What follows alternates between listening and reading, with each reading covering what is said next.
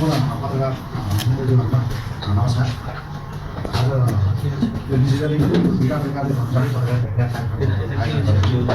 यसमा एउटा यो अञ्चल नगरपालिका वडा नम्बर 6 को 6 अन्तर्गत केही संलग्न मानिसहरू एउटा डेड बडी प्राप्त भइरहेको वडा नम्बर 9 अन्तर्गत सिमाना एरियामा घटना भएको थियो र त्यो घटनामा एकजना 19-20 वर्षको पुरुष व्यक्ति मृत अवस्थामा फेला परेको थियो करिब 4 बजी थियो।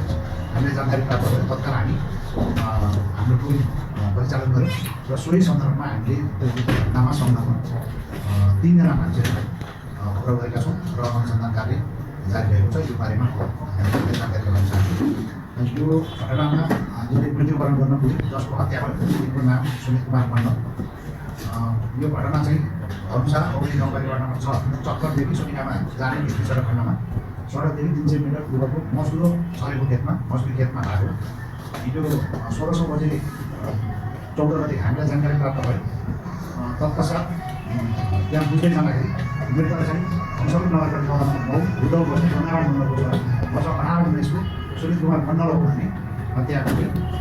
र तत्पश्चात यो घटनाको कारण बुझ्दै जाँदाखेरि एकजना राजु कुमारी भन्ने र मृतकको बिचमा प्रेम सम्बन्ध रहेको भन्ने कुरा पनि तत्पश्चात हामीले अनुसन्धान गर्दै जाँदा मृतक सुमित मण्डलको प्रेम सम्बन्ध भएको यसको प्रेमिका जिल्ला अनुसार नगरपालिका वडा नम्बर 6 बस्ने सूर्जा मण्डलको चाहिँ वर्ष 17 राजु कुमारी मण्डल पक्राउ पर्यो र सोही सन्दर्भमा सूर्जा मण्डलको छोरा यो चाहिँ काजलको आफ्नै दाइ हो 20 वर्षको दिपेश कुमार मण्डल र दिपेश कुमार मण्डलको सौदा काका आफ्नै काका इन्द्रेश्वर मण्डलको छोरा वर्ष 29 को परमेश्वर मण्डल।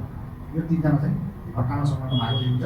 अब यसमा चाहिँ 108 पर 1484 नम्बरको मोटरसाइकल मृतकले चढेर गएको थियो र यो सङ्कित छन् अग्रपालिका यिनीहरूले घर कम्पाउन्डमा राखेको अवस्थामा यिनीहरूले सुमित मण्डलको हत्या गरिसकेपछि यो मोटरसाइकललाई लिएर धनौजी विद्या नगरपालिका 1 वडा नम्बर 1 अन्तर्गत एउटा चिनेको साथीको घरमा लुगाएको अवस्था लागेको अवस्थामा यो मोटरसाइकल पनि हामीले बरामद गर्न सफल भएको छौँ।